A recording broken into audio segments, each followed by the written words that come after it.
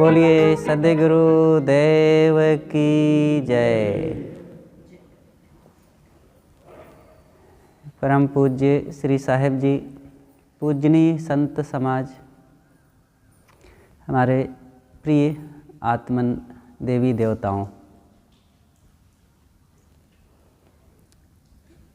आज काफ़ी दिनों के बाद आप लोगों के यहाँ इस बिशनपुर गांव में आपके घर पर आकर के सबसे मिल कर के मन को बड़ी प्रसन्नता हुई और देख कर के लगा कि वही भाव, वही प्रेम, वही उत्साह और सबके मन में वो ज्ञान भक्ति की जो पिपासा है वो बनी हुई है।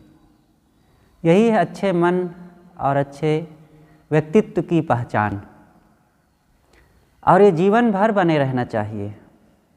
सुखी जीवन बनाने के लिए इन्हीं चीज़ों की तो ज़रूरत है। चीज़ें तो आ जाती हैं, चीज़ों के लिए तो बहुत सिखाना बताना नहीं पड़ता है। सब लोगों के मन में स्वाभाविक चीज़ों के लिए प्रेम होता ही है, उसको कमा लेते हैं। लेकिन शांति, सद्गुण, सदाचार और मन की प्रसन्नता की कमाई करना ये बड़े सौभाग्य का फल है। और जो व्यक्ति इसकी कीमत को समझता है वही इसको कमा पाता है। नहीं, कीमत कहाँ समझते हैं लोग। मन से दुखी हैं, उदास हैं, चिंतित हैं, शोकित हैं, बड़ा कीमती समय बीता जा रहा है यही सब साधारण उहापोह में और राग द्वेष में, मन के किचकिच में। अब अपने समय के और इस जीवन के महत्व को हम समझ ही नहीं पाते। चाहे जितना बड़ा हम बाहर की उपलब्धियां कमाते हों, लेकिन वो उपलब्धियां, वो ऐश्वर्य हमारे जीवन के समय को बढ़ा नहीं सकेंगे। और ये हमारा जीवन एक सीमित समय के लिए है, और इस सीमित समय में विशाल कार्य कर लें, और चाहे ये मिट्टी पत्थर, लोहा लकड़ी और नोट पानी के थोड़े से कुछ चीज़ों को कमा लें। कौन ज़्यादा मूल्यवान है? आत्म शांति, सदा सदा के लिए दुखों से छुट्टी पाने वाला वो लाभ, वो ज़्यादा विशेषकर है, या तो बाहर के ये रुपए पैसे, धन, घर, चीज़ें, पद, अधिकार और रूप जवानी, कपड़ा लत्ता, व्यवहार, व्यापार, ये ज़्यादा मूल्यवान है। इसका एक थोड़ा सा समय है,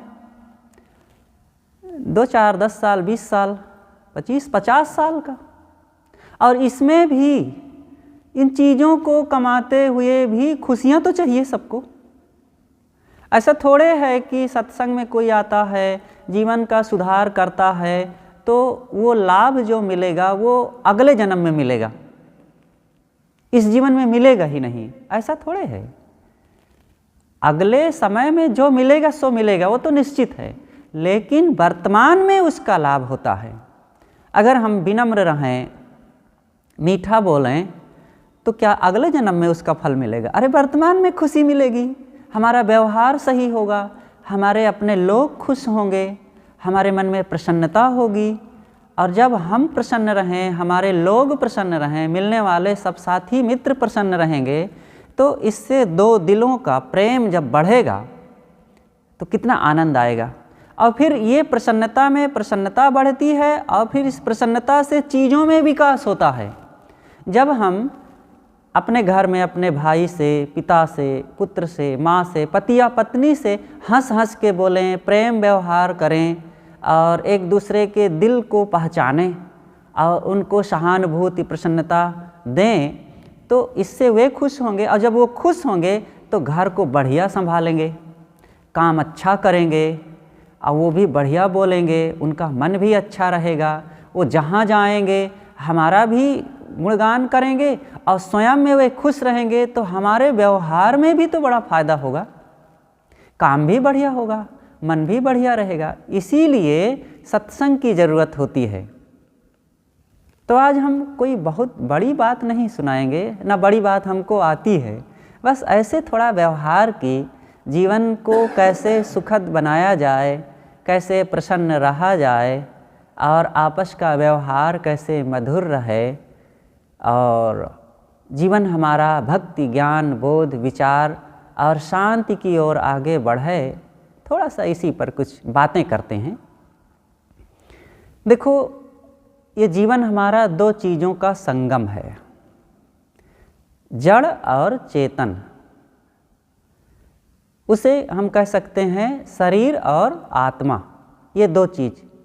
सदगुरु अभिलाष साहेब जी कहते हैं, तन जीव मिलन की स्थिति यह जीवन की बेला है, कोई न किसी का जग में बस 2 दिन का मेला है। तन और जीव मतलब शरीर और आत्मा, ये दोनों के संबंध को जीवन कहते हैं। और यही एक समय तक जाता है, जिसका जितना प्रारब्ध है, प्रारब्ध भी कहना पड़ेगा, मानना पड़ेगा। और इसके लिए तो फिर और विशेष विचार सत्संग की ज़रूरत है इन विषयों पर। लेकिन हाँ, मनुष्यों के या प्राणियों के जीवन में जो सुख दुख हैं वो उसके ही बनाए हुए हैं। वही तुमको मिल रहा है जो कि पहले से दिया है, उसी का फल सामने है, सुबह शुभ जैसा किया है। हमें वही मिलता है जो हम दिए होते हैं, जो हम किए होते हैं। यहाँ तो अदलू बदलू का संसार है। किसी से नमस्ते करो तो वो भी नमस्ते कर लेता है, जय राम करो तो जय राम कर लेता है, प्रणाम करो तो प्रणाम कर लेता है, किसी से मुस्कुरा दो तो वो भी मुस्कुरा देता है, किसी को आंखें दिखाओगे तो भी आंखें दिखा देता है, किसी से कटु बोलो तो भी कटु बोल देता है, किसी को गाली दो तो वो भी गाली दे देता है, और किसी को भोजन के लिए आमंत्रित करो तो वो भी आमंत्रित करता है। ये ऐसा है सिस्टम। जो करते हैं, जो हम दूसरों को देते हैं, वही हमको लौट करके मिलता है और कई गुना के रूप में मिलता है। खेत में जैसे खेत और दिलों का एक ही नियम है। खेत में जैसे हम थोड़ा सा बीज बोते हैं, 1 किलो बीज बोते हैं तो वो 10, 20, 50 किलो भी मिलता है। ऐसे ही हमारे दिलों का भी है। हम किसी के साथ अच्छे विचार, भाव और कर्मों का बीज बोते हैं तो वहाँ भी उसका कई गुना हो करके वो हमें ही लौट करके मिलता है।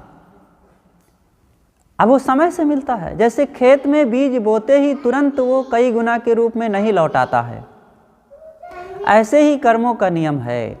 हम जहाँ जो करेंगे समय के साथ वो मिलेगा, हमें तुरंत नहीं मिलता है। इसलिए जो जहाँ हैं, अच्छे विचार, अच्छे कर्म और पुरुषार्थ में सबको निष्ठा रखना चाहिए। अगर तत्काल हम सत्य बोलने लगें और बोलते ही पुरस्कार 10-20 हज़ार रुपया का मिल जाए, तब तो सभी लोग सत्य बोलने लग जाएं। और श्री कृष्ण महाराज जी गीता में कहते हैं कि फल की इच्छा रखे बिना पुरुषार्थ करते चलो। ये कितना मार्मिक वचन है। फल की इच्छा रखेंगे तो सारा आपका समय और शक्ति तो फल को पाने में लगाए रखेंगे, फिर पुरुषार्थ बढ़िया कहाँ कर पाएंगे। फल मिलेगा समय के साथ, वो अपने आप ऑटोमेटिक, वो सिस्टम है, वो प्रकृति का, नेचर का एक नियम है कि जो करते हैं वो मिलता है, अपने आप मिलता है। हम अच्छा करेंगे, उसका परिणाम अपने आप आएगा, और बुरा करेंगे तो धीरे से अपने आप वो सब आएगा हमारे पास। तो हम सब लोग अपनी तरफ से जितना बन सके अच्छा सोचें। हमारे सोचने का फल हमको मिलता है। ये जीवन जो हमें मिला हुआ है एक प्रकृति का वरदान है। कहीं कठिनाइयाँ आती हैं, समस्याएं आती हैं, अनेक प्रकार की विघ्न बाधाएं आती हैं। ये तो जीवन है हमारा, सबके सामने प्रतिकूलताएं आती हैं। कोई ऐसा व्यक्ति संसार में नहीं है कि उसके सामने कठिनाइयाँ ना आती हों। शारीरिक तकलीफ़ें आती हैं, पारिवारिक आती हैं और व्यवहार की अनेक समस्याएं आती हैं। इन सब को सहने के लिए हिम्मत रखना चाहिए। कोई बचता नहीं है, चाहे जितना हमारे पास सुविधाएं हो जाएं, लेकिन आएंगी कठिनाइयाँ। ठंडी गर्मी आएगी, वर्षा आएगी, धूप आएगी और शारीरिक तकलीफ़ें भी आएंगी, परिवार की अनेक समस्याएं भी आएंगी। तो इन सब को सहने के लिए तैयार रहना चाहिए। कोई यहाँ छोड़ करके सोचे कि यहाँ तकलीफ़ है, यहाँ बड़ी ठंडी है, यहाँ ऐसी ऐसी तकलीफ़ें हैं, छोड़ करके हम अलग कहीं चले जाएं, तो क्या वहाँ कोई बड़ा आनंद रहेगा? वहाँ भी समस्याएं, वहाँ भी विघ्न बाधाएं, वहाँ भी वही दुख सुख शुरू हो जाएंगे। तो जहाँ हैं हम, वहीं हम सहना सीखें, वहीं हम पुरुषार्थ करें, वहीं धैर्य रख करके अच्छे विचार, अच्छे कर्म, अच्छे स्वभाव अपना करके हम कर्तव्यशील बने रहें। तो इस प्रकार से ये जीवन हमारा जो है, इसमें हमें स्वयं अपने आप को गढ़ना है। जैसे एक मूर्तिकार होता है, वो मूर्ति को गढ़ता है, पत्थर को थोड़ा थोड़ा करके छीलता है और छील करके सुंदर मूर्ति का रूप बनाता है। जो अनगढ़ पत्थर था, अब वो कलाकार के हाथ में लगने से थोड़ा थोड़ा छीलते छीलते एक सुंदर मूर्ति का रूप दे दिया है। उसमें हाथ, पैर, आँख, नाक, कान, ये सब सामने प्रकट कर दिया। तो क्यों आया ये? क्योंकि किसी कलाकार ने बड़ी मेहनत करके उसको सजाया है, बनाया है। जैसे मूर्ति को वो सुंदर आकार दिया है, वैसे ही हम अपने व्यक्तित्व को निर्मित करें, अपने ही जीवन को हम खुद गढ़ें। सुंदर स्वभाव से, सुंदर विचार, सुंदर आचरण और कर्मों की पवित्रता, मन की पवित्रता, यही इन सब से अपने आप को गढ़ना है। लोग मकान बनाना जान लेते हैं, सुंदर परिधान बनाना जान लेते हैं। आजकल देखो ना, कितना बढ़िया बढ़िया मकान बनाए जाते हैं। ये मकान जो तैयार है, कितनी कलाकारी से कारीगरों ने बनाया। पहले कागज़ में मैप बनाया गया और फिर मटेरियल आया और बनाना शुरू किया गया और बनते बनते आज इतना बढ़िया ये मकान तैयार है, रहने लायक है, सब लोग रह रहे हैं, आनंद से रह रहे हैं।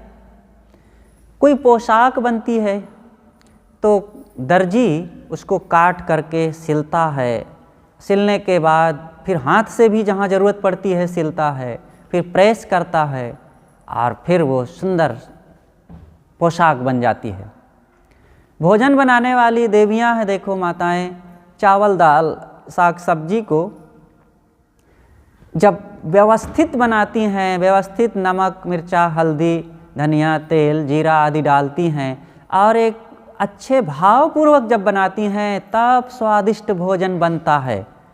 और वही को जब बनाना न आवे तो वही चावल दाल है, वही आटा और सब्जी है, लेकिन बनाना न आने से ऐसा भोजन बनता है कि खाने लायक नहीं रहता है। तो ये कलाकारी है, हर चीज़ में कलाकारी की ज़रूरत है। लेकिन बाहर तो सब लोग माहिर होते हैं, इन चीज़ों को करने धरने में सीख लेते हैं। जैसे बाहर कलाकारी से सब काम बढ़िया होता है, वैसे हमें अपने जीवन को भी कलाकारी से कुछ जीना आना चाहिए। वो क्या कलाकारी लाना है?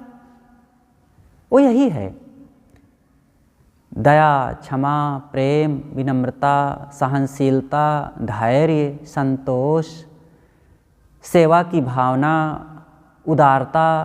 ये सब ऐसे ऐसे ये तत्व हैं, ऐसे ऐसे ये विचार हैं कि हमारे जीवन को बहुत मूल्यवान बना देते हैं।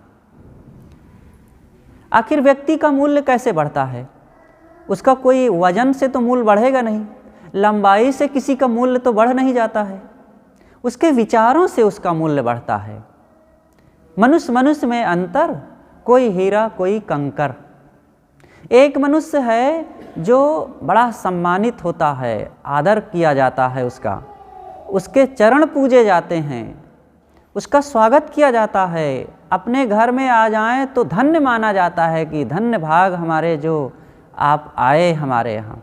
और एक व्यक्ति है दर दर की ठोकरें खाता है, किसी के दरवाजे पर पहुँच जाए तो लोग कहते जल्दी जाओ, हटो यहाँ से, और कोई उससे बात नहीं करना चाहता, उसको बैठाना नहीं चाहता अपने पास। कारण क्या है? क्या कारण है? वजन में तौल लो, जिसका स्वागत होता है उसको और जिसका ठुकराया जाता है उसको कोई अंतर नहीं है। विचारों का अंतर है, और विचार के अंतर होने से जीवन बदल जाता है। नजरें बदली तो नज़ारे बदल गए, किश्ती ने रुख बदला तो किनारे बदल गए। नज़रिया, नज़रिया मतलब सोचने का तरीका, जीने का ढंग। एक व्यक्ति का जीने का ढंग ऐसा होता है, जब बोलता है तो सामने वाले को लगता है कि फूल झड़ रहे हैं, इतना एक एक बात उसको सुनने के लिए लोग आतुर रहते हैं। और एक व्यक्ति बोलता है तो लगता है बम ब्लास्ट कर रहा है, सुनना नहीं चाहते हैं कोई, कान दबा करके लोग भागना चाहते हैं, ये क्या बोल रहे हैं। घर में कलह फैल जाता है और चारों तरफ क्लेश उत्पन्न हो जाता है। ये है अंदर के भावनाओं का अंतर। इसलिए सबको अपने अंदर के सिस्टम को ठीक करना है, और वो सिस्टम को हम खुद ठीक करेंगे। इसको ये किसी के सहारे न छोड़ें कि मास्टर साहब, प्रोफेसर साहब, लेक्चरर साहब ठीक करेंगे, अथवा कोई पंडित जी ठीक करेंगे, या और कोई इंजीनियर, थानेदार, वकील, नेता ठीक करेंगे। कौन ठीक करेगा? वो कोई दुनिया में बाहर की जितनी विद्याएं हैं वे हमें इंजीनियर, मास्टर, डॉक्टर, वकील, नेता बना करके नोट कमाने लायक बना सकते हैं, लेकिन हम बाहर की विद्याओं से अपने घर में कुशलतापूर्वक जीना नहीं सीख पाएँ, और फिर मन की शांति क्या उससे सीख पाएंगे। जो घर में देखो भाई भाई, पति पत्नी, सास बहू, देवरान जेठान, पिता पुत्र के प्रति जो सुंदर बर्ताव होना चाहिए, सुंदर भाव विचार होना चाहिए, व्यवहार होना चाहिए, उसी को हम किसी कॉलेज या स्कूल के विद्या से नहीं सीख पाते हैं। बहुत पढ़े लिखे लोग हैं, घरों में बड़ा कलह करते हैं, बोलना नहीं आता है, तो उनसे हम क्या आशा करें, उन बाहरी लोगों से, कि वे हमारे मन में निष्कामता, निश्चिंतता, निर्भयता और आत्मशांति, आत्मबोध की विद्या दे सकेंगे। इसके लिए अगर कोई प्रशिक्षण की जगह है तो वे साधक और संत हैं, जो ज्ञान वैराग्य साधना से कुशल हैं, अंतर्मुख हैं, विवेक विचार से जीवन जीते हैं। तो हाँ, उनके पास जाएंगे तो निश्चित ही उनसे आत्मिक रोशनी मिलेगी।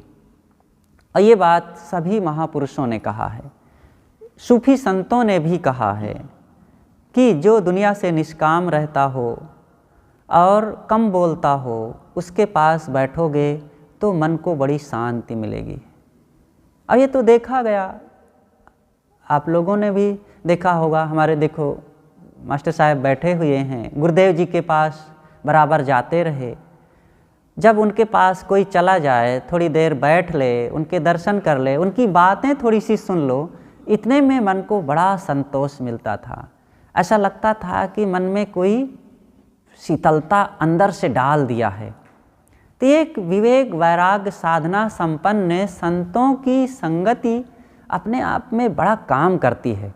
फिर उनके विचार जब धीरे धीरे हमारे अंदर आने लगते हैं, उनके प्रति प्रेम, इसलिए प्रेम की, भक्ति की ज़रूरत है। बिना भक्ति के हम कहीं नहीं सीख सकते हैं किसी से भी। तो सबसे पहले शांति और परमार्थ की दिशा में आगे बढ़ने के लिए भक्ति की ज़रूरत है। बिना भक्ति के हम और काम तो सब कर सकते हैं, सारे लाभ प्राप्त कर सकते हैं, लेकिन अध्यात्म, आत्मकल्याण, आत्म शांति की दिशा में तो नहीं ही बढ़ सकते। हम बिना भक्ति, जैसे कि हम बाज़ार में जाएं, मोबाइल ख़रीदना है, कपड़ा ख़रीदना है, तो दुकानदार से ख़रीद लावें और उसको पैसा दे दें, उससे सामान ले लें, चले आवें, उपयोग करें, कोई नुकसान नहीं होगा। अब दुकानदार के प्रति भक्ति करने की ज़रूरत नहीं है कि उसके प्रति विनम्र हों और उसके आदर सम्मान करें, पूजा करें और उसको घर में बुलावें और उसके बातों को सुने, कोई ज़रूरत नहीं है। लेकिन अगर हमें आत्म शांति चाहिए, जीवन को पवित्र बनाने की वो कला चाहिए, तो संतों के पास जाना पड़ेगा और भक्ति भी करना पड़ेगा, क्योंकि बिना भक्ति भाव के, बिना श्रद्धा के हमारे जीवन में उनका ज्ञान आचरित ही नहीं हो पाएगा। श्रद्धावान लभते ज्ञानम, श्रद्धावान ही ज्ञान लाभ प्राप्त करता है। और ज्ञान वह ज्ञान कहलाता है कि जिससे जीवन हमारा पवित्र हो जाए। इतिहास, भूगोल, गणित, विज्ञान जान लेना ये ज्ञान नहीं है, ये तो दुनियादारी ज्ञान है। सच्चा ज्ञान वह है जिस ज्ञान को प्राप्त करके हमारा मन शीतल हो जाए, शांत, दुख रहित, पीड़ा रहित, शोक चिंता भय रहित हो जाए, वो सच्चा ज्ञान है। और वो है आत्मज्ञान। आत्मज्ञान दुनिया का एक बेजोड़, अनूठा और सबसे ज़्यादा सुखदायी ज्ञान है। और वो उसको कहीं बाहर से पाना नहीं है, बाहर से संतों द्वारा एक प्रेरणा मिलेगी, और वो चीज़ जो है जिसका ज्ञान हमें चाहिए और जिसको सम्यक रूप से समझना है, वो हमारे पास ही है, आत्म तत्व। अभी हम देखो निधि से कह रहे थे, कुछ चर्चाएं हो रही थी, तो इनसे कुछ बातें हुई कि बताओ आप कौन हैं। तो इन्होंने कहा कि मैं एक मनुष्य हूँ। हमने कहा बहुत बढ़िया, मनुष्य हैं, तो ये मनुष्य देह भाव से आप मनुष्य हैं, लेकिन ये देह एक दिन मिट जाएगी, तो फिर आप क्या रहेंगे? पहली बात तो ये बताओ, समझना है कि आप देह है या देह से अलग हैं।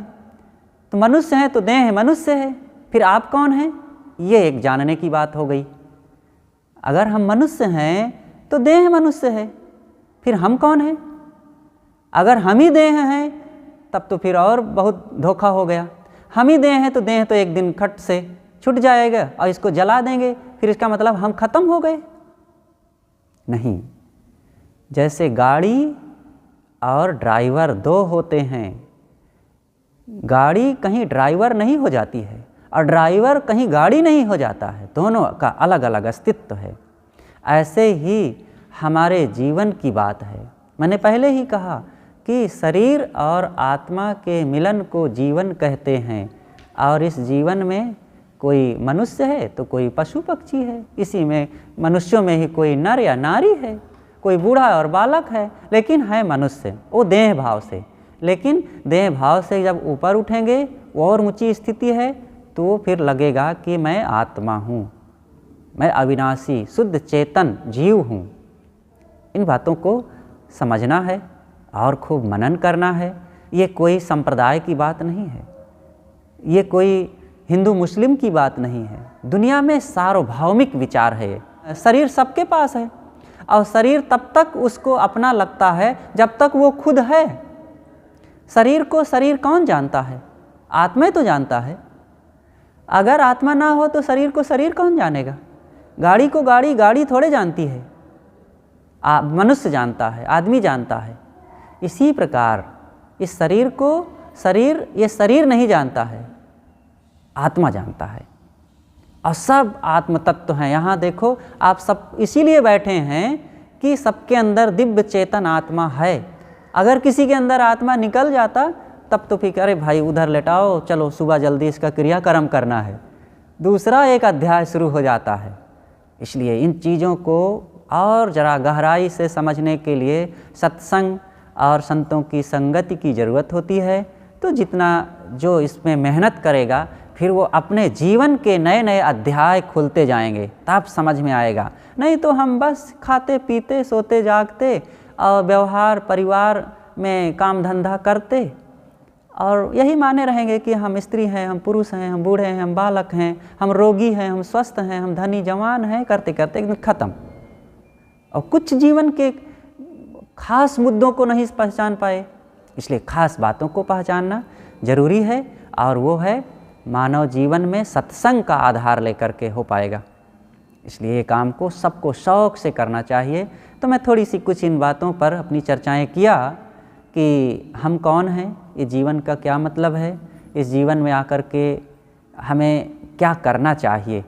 तो यही है कि शांति साधना की कमाई करें और अपने आप को पहचानें, व्यवहार में सबके साथ सुंदर बर्ताव करते हुए हंसी खुशी का जीवन जिएं, और यही जीवन का मौलिक उद्देश्य है। धनी वनी बनना तो ये तो हो जाता है, और कोई धनी भी बन करके बड़े बिल्डिंग और ज़मीन, प्रॉपर्टी, व्यापार में भी आगे बढ़ करके अगर मन से प्रसन्न नहीं है, सुखी नहीं है, आपस में प्रेम नहीं है और समता सुमति नहीं है, तो फिर वो चीज़ें किस काम की? वही चीज़ें उसको खाने दौड़ेगी। इसलिए सबसे पहले वो, फिर ये 2 नंबर पर, बाहर की चीज़ें 2 नंबर पर होना चाहिए, 1 नंबर पर मेरी अपनी शांति, प्रसन्नता, निश्चिंतता होनी चाहिए। तो अपनी बातें हम यहीं पर समाप्त करते हैं। हमारे बीच पूज्य साहिब जी विराजमान हैं, आपके अमृत विचारों से हम सब लाभान्वित हों। बोलिए सद्गुरुदेव की जय।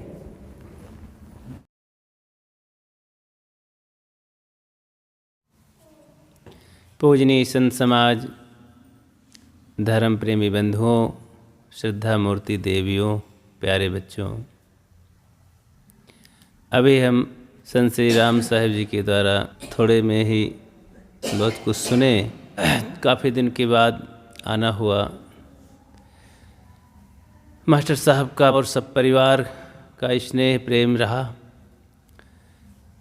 ऐसे ही जीवन के ये चक्र चलते रहते हैं, दिन और रात होते हुए बीत जाता है समय। समय हमारा कैसे बीते, दुख में कि सुख में, हंसते हुए कि रोते हुए, शोक में कि प्रसन्नता में, ये हमारे मन की कमाई की बात है। हमारे मानव जीवन में मन बहुत बड़ी काम की चीज़ है। इसके लिए हमारे ऋषियों ने कहा कि मन एव मनुष्याणाम कारणम बंध मोक्षयो। मन के द्वारा हमें बंधन मिलता है, दुख मिलता है, मन ही के द्वारा मुक्ति मिलती है, सुख मिलता है, शांति मिलती है। मन के द्वारा हम कैसे सोचते हैं, मन का कैसे उपयोग करते हैं जीवन में। सद्गुरु कबीर अपनी उल्टवासी में कहते हैं, एक अचंभो हमने देखा बंदर दूहे गाय, दूध दही सब अपना खावे घिया बनारस जाए। सद्गुरु कबीर की उल्टवासियाँ बहुत प्रसिद्ध हैं। वो अपनी बातें उल्टवासियों के रूप में कहा करके बहुत उत्सुकता पैदा कर देते हैं, भाव पैदा कर देते हैं। क्या कहना चाहते हैं, लोग उसे बड़े ही ख्याल से, गौर से सुनते हैं और बड़ी गंभीर बातें होती हैं। जब उस पर हम विचार करते हैं तो थोड़े से इस पर विचार करें। अचंभो देखा, आश्चर्य लग रहा है कि बंदर दूहे गाय। अब कोई बंदर गाय को दूहने लगे तो बड़ा आश्चर्य है। हो सकता है कोई बाहर देखते हो, बंदर कभी कभी गाड़ी चलाता है और भी कर देता है, खेल तमाशे दिखाते समय तो गाय भी दूह सकता है। लेकिन सहज कोई बंदर दूहता हो तो बड़ा आश्चर्य है। सद्गुरु कबीर इन शब्दों को भीतर की ओर, मन की ओर प्रेरित करते हैं। बंदर बहुत चंचल पशु होता है, इंद्रियों का बड़ा चंचल होता है, शरीर से भी बहुत चंचल होता है। तो ये मन हमारा जब चंचल होता है तो बंदर की तरह होता है। आश्चर्य है कि ये बंदर जैसा मन सात्विक हो गया, सीधा साधा हो गया। अब गाय दुहने लगा, मतलब कि इंद्रियां संयमित हो गईं।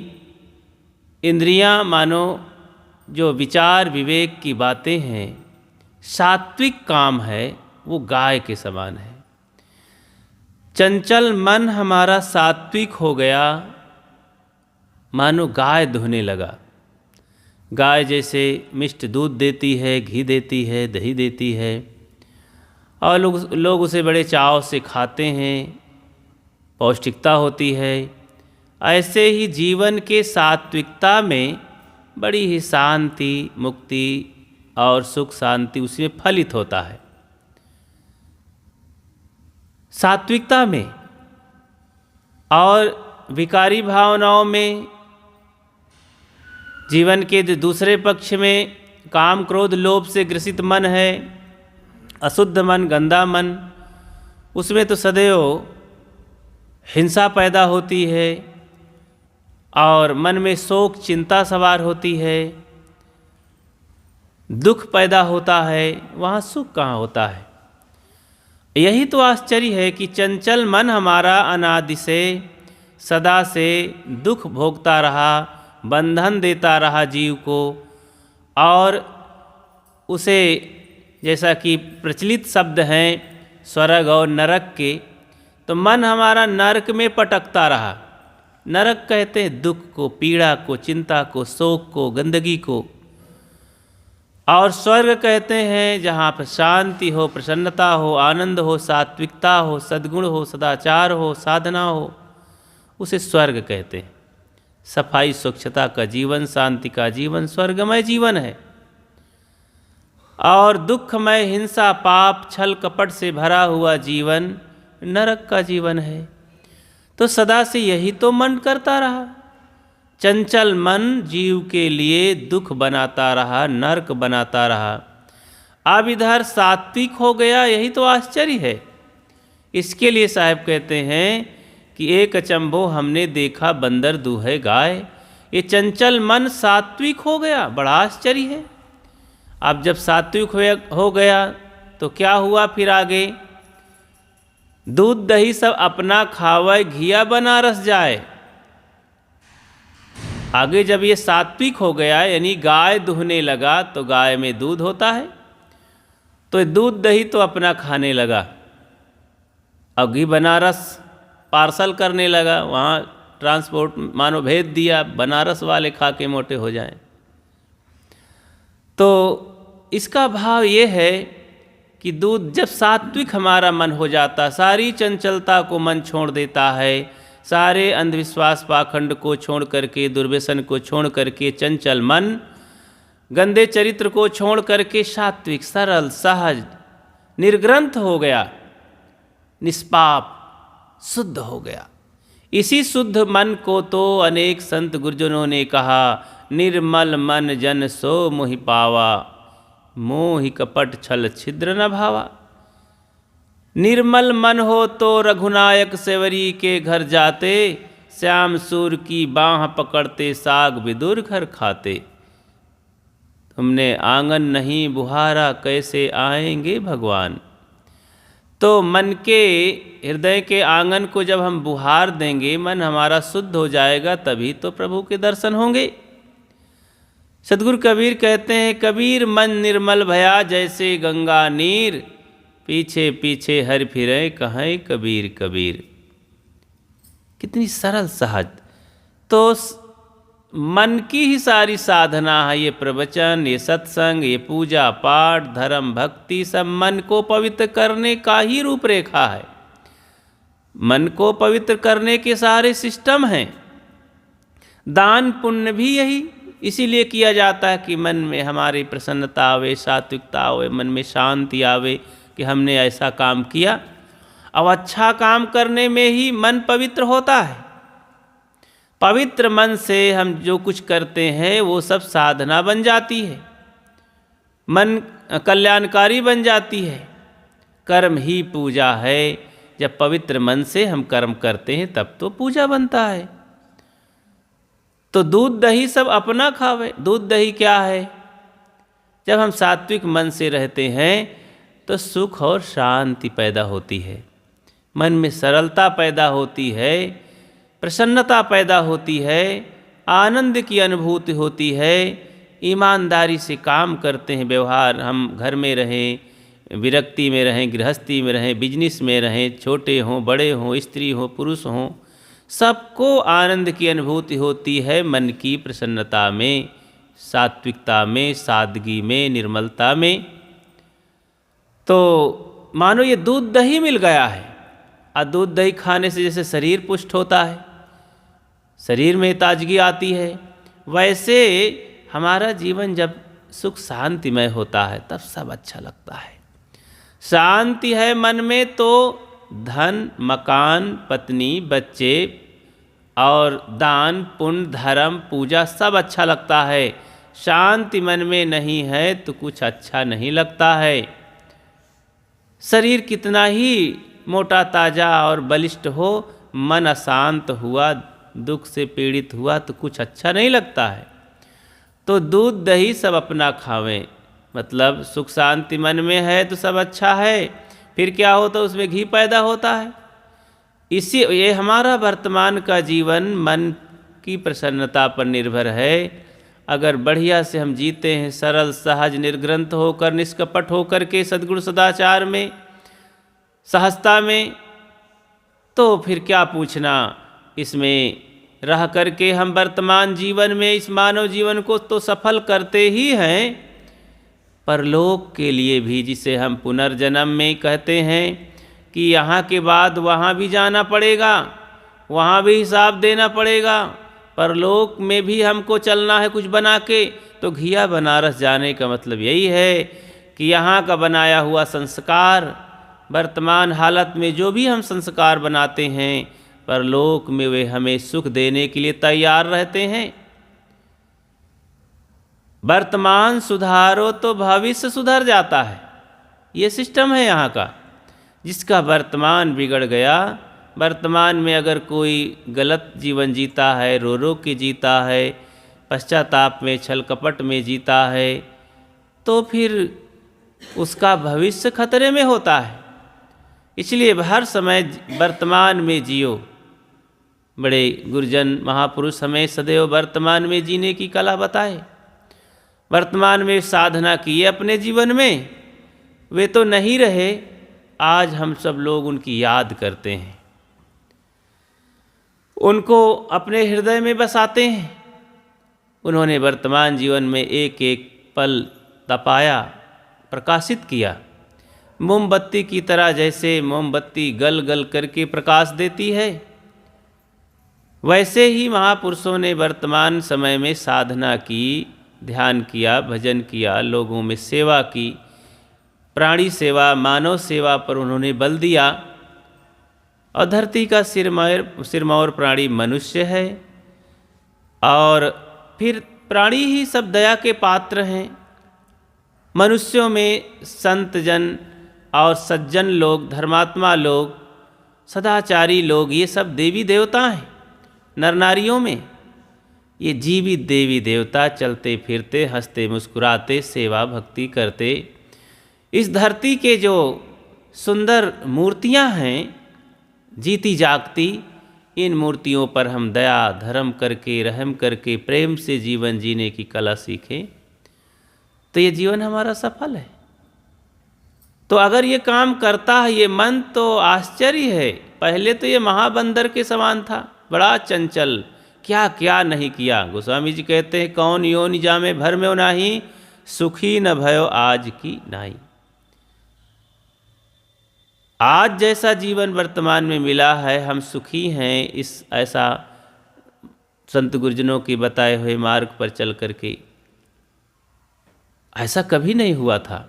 अगर पहले हो गया होता तो ऐसे ना रहते, और आगे निकल गए होते।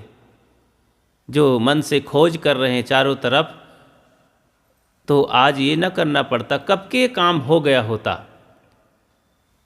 लेकिन आज जैसा मानव जीवन मिला, हम अनुभव कर रहे हैं, कुछ साधना भजन में आगे बढ़ रहे हैं, वो मानव जीवन का ही कमाल है, संत गुरुजनों की ही प्रेरणा है। ये पशु जीवन में, पशु पक्षी कीड़े मकोड़े में हो ही नहीं सकता, उसमें संभावना ही नहीं है। संभावना जहाँ होती है वहीं कार्य होता है। देखो, नदियों में संभावना है, कि वे समुद्र की तरफ निरंतर बढ़ती रहती हैं, सीधी दिशा पर हो जाए। सारी नदियाँ भारत की पूरब की ओर जब बहती हैं तो संभावना बढ़ती चली जाती है समुद्र में मिलने के लिए, बस भटक ना जाएं रेगिस्तान की तरफ, नहीं खो जाएंगी। और तालाब में कोई संभावना नहीं है, तालाब सूख जाने के लिए मानो संभावित है। बारिश होती है, बारिश निकल जाती है और फिर धीरे धीरे तालाब सूखने लगता है, नदियाँ तो समुद्र में चली जाती हैं। ऐसे ही पशु पक्षी अपने केवल भोगने के लिए हैं। हम सब मानव समाज के लोग मन इंद्रियों की शक्ति, वाणी की शक्ति, वरदान प्राप्त करके, हम साधना भजन करके, कष्ट उठा करके, सत्संग और संत गुरुजनों का सहारा ले करके अपने मन को पवित्र बना सकते हैं। पवित्र मन ही फिर क्या कहना भगवत प्राप्ति कर लेता है। और हम मन को न देखें और भगवत प्राप्ति चाहें तो नहीं हो सकता है। जैसे एक उदाहरण छोटा सा कहें, फिर बंद करें। एक किसान था, किसान के पास गाय थी, गाय बीमार हो गई, बीमारी ज़्यादा हो गई तो अस्पताल ले गया। आजकल अस्पताल सुलभ हैं, तो लेकर के अस्पताल पहुंचा गाय। तो डॉक्टर ने बताया कि देखो भैया ऐसा करो, इस गाय को काली मिर्च 250 ग्राम पीस करके सिलबट्टा में घोट करके इसको पिला दो, पानी में घोल करके, और पिला करके फिर तुरंत तत्काल इसको 250 ग्राम घी देसी पिलाओ, तो सारी बीमारी चली जाएगी, आपकी गाय ठीक हो जाएगी। किसान आया घर लेकर के, बाजार से लेते आया काली मिर्च, गोल मिर्च, पीसा, पिलाया। पिला करके गाय के पास था ही, तुरंत ख्याल आया कि अरे मेरी गाय 5 लीटर दूध देती है एक टाइम में, अब दोनों टाइम मिला करके 10 लीटर हो जाता है। अब 10 लीटर जमाएंगे, पकाएंगे तो स्वाभाविक 250 ग्राम घी तो निकल ही आएगा। और इतना तो ऑलरेडी हमारी गाय रोज घी लिए रहती है अंदर। तो अर्थ लगाया किसान कि मेरे गाय के अंदर तो ऑलरेडी हर समय 250 ग्राम घी तो रहता ही है। डॉक्टर क्या जाने ये सब हिसाब किताब। काली मिर्च पिला करके इसी सोच विचार में घी नहीं पिलाया। अब काली मिर्च बहुत गर्म होती है, और जैसे गाय पिए 10 मिनट में वो हाथ पैर पटकने लगी, बेहोश होने लगी। किसान दौड़ा डॉक्टर के पास, हुजूर ये तो डॉक्टर साहब गाय सीरियस हो गई। उन्होंने कहा कि घी पिलाया कि नहीं? कहीं नहीं नहीं घी नहीं पिलाया, घी तो मेरे गाय के पेट में ऐसे ही है। तो डॉक्टर जोर से डांटा कि मूर्ख आदमी, जा बाहर से जब तक नहीं पिलाओगे वो घी भीतर वाला काम नहीं करेगा। तो आकर के पिलाया, गाय बच गई। ऐसे ही हमें आत्मा शुद्ध बुद्ध निर्मल है, वो परमात्म स्वरूप है, शुद्ध स्वरूप है, ईश्वर स्वरूप है, भगवत स्वरूप है, उसमें कोई और कमी नहीं है। बस मन हमारा ठीक हो जाए। वर्तमान में साधना, भजन, सत्संग, पूजा पाठ, दान, पुण्य, पवित्र कर्म करके मन को इतना सरल सहज बना लें कि उसमें वो भगवत्ता घटित हो जाए, ये घटना घट जाए, तो बस सारा भटकाव बंद हो जाता है। मन को शुद्ध करने के लिए उसमें विचार, विवेक, सादगी, साधना लाना ही पड़ेगा। कोई कहे कि जब आत्मा शुद्ध है तो साधना करने की क्या ज़रूरत है? तो जैसे ऊपर से घी पिलाना पड़ता है गाय को, ऐसे ऊपर से सारी साधना करनी पड़ती है। तब आत्मा, जब मन शुद्ध हो जाता है तो मन भी मानो आत्मामय हो जाता है। तो जब तक मन शुद्ध नहीं होता इस जीवन में, ठीक ठाक नहीं होता है, निर्दोष नहीं होता है, तब तक कभी भी आत्मा का कल्याण नहीं होता है। इसलिए ऐसा सुअवसर प्राप्त करके मानव जीवन हम सबको सरल सहज जीवन जी करके प्रेम से हंसी खुशी से साधना भजन सत्संग संत गुरुजनों का सहारा लेके ज्ञानी पुरुषों का सहारा लेके और यहाँ हंसी खुशी प्रेम से जिए। सद्गुरु कबीर कहते हैं कि प्रेम पाट का चोलना पहिर कबीरू नाच, प्रेम पानिप दीनो तास को जो तन मन बोले साच। मतलब कि हम प्रेम से व्यवहार करें, प्रेम से कार्य करें, प्रेम से बोलें, प्रेम से खाएं पिएं, भोजन बनाएं, घर में रहें, प्रेम से व्यवहार अदा करें, सब कुछ प्रेम से करें तो फिर हमारे समान और कोई नहीं हो सकता है। तो सारा कार्य व्यवहार प्रेम से, अगर उसी में गाल फुला करके करेंगे, नाराज होके करेंगे कोई काम तो फल नहीं देगा। इसलिए प्रेम से जब हम झाड़ू लगाते हैं घर में तो पूजा बन जाता है। प्रेम से भोजन बनाते हैं तो मानो फिर देवताओं का भोजन हो जाता है। प्रेम से बड़े बुजुर्गों की सेवा करते हैं तो फिर वो सेवा अमृत हो जाती है। प्रेम से हम जब अपने जीवन को रखते हैं और ध्यान देते हैं हर कार्य में, सब काम पूजा, तो इसे कहते जो कुछ करूं सो पूजा। संतो सहज समाधि भली, सहज जब जीवन होता है तो सारे कार्य पूजा हो जाते हैं। तो इसके लिए पर्याप्त शास्त्रों में वर्णन है, संत गुरुजन बताते हैं, बस उसको जीवन में धारण करना है। हम सब लोग भी जानते हैं, बस संत उसे याद दिलाते हैं ताकि भूल जाती हैं बातें, याद आ जाएं और हम फिर ठीक ठाक कर लें। कोई मशीन चलते चलते पुर्जे ढीले हो जाते हैं, चलते चलते भूख लग जाती, फिर खाते हैं, एनर्जी आती है, सोते हैं एनर्जी आती है। ऐसे ही सत्संग की सारी बातें भूल जाती हैं, याद नहीं रहता। संतों को बुला करके, संतों की दर्शन करके, ग्रंथों में पढ़ करके, ध्यान चिंतन के माध्यम से, पवित्र कर्म करके फिर वो शक्ति पुनः आती है और इस तरह से पूरा जीवन हमारा सहज सरल पवित्र में जब बीतता है तो फिर जीते जीते अनुभव होता है कि अब कोई कोर कसर कल्याण में नहीं है, भगवत प्राप्ति में नहीं है, तो इसका अनुभव करना है जीते जी। तो मैं कह रहा था कि चंचल मन जब सात्विक हो जाता है तो इसी में सुख शांति मिलती है और परलोक के लिए भी सामग्री संस्कार मिल जाता है। तो शरीर छूटने के बाद भी हमको फिर कहीं खोजना नहीं पड़ता है। जैसे आज देखो, पहले का ही कुछ पुण्य संस्कार था कि देखो यहाँ तो हम देखते हैं कि संतों की ही छत्र छाया में सबका जीवन है। ये आश्रम ही मानो संतों की छत्र छाया में बना है। पूज्य गिरिजी महाराज की सब पर छाया है ही, और भी संत जन हैं और सब सात्विक विचारधारा के यहाँ सब देवी देवता हैं। तो बहुत अच्छा जीवन है।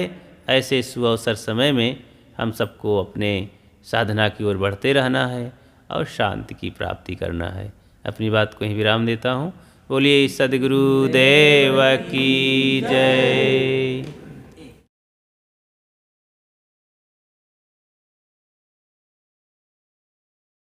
दुनिया से दिल लगा कर, दुनिया से क्या मिलेगा, दुनिया से दिल लगा कर, दुनिया से क्या मिलेगा। तू याद उसे किए जा, तुझको प्रभु मिलेगा। तू याद उसे किए जा, तुझको प्रभु मिलेगा। दुनिया से दिल लगा कर, दुनिया से क्या मिलेगा। दौलत हो या हुकूमत, ताकत हो या जवानी, दौलत हो या हुकूमत, ताकत हो या जवानी, हर चीज मिटने वाली, हर चीज आनी जानी।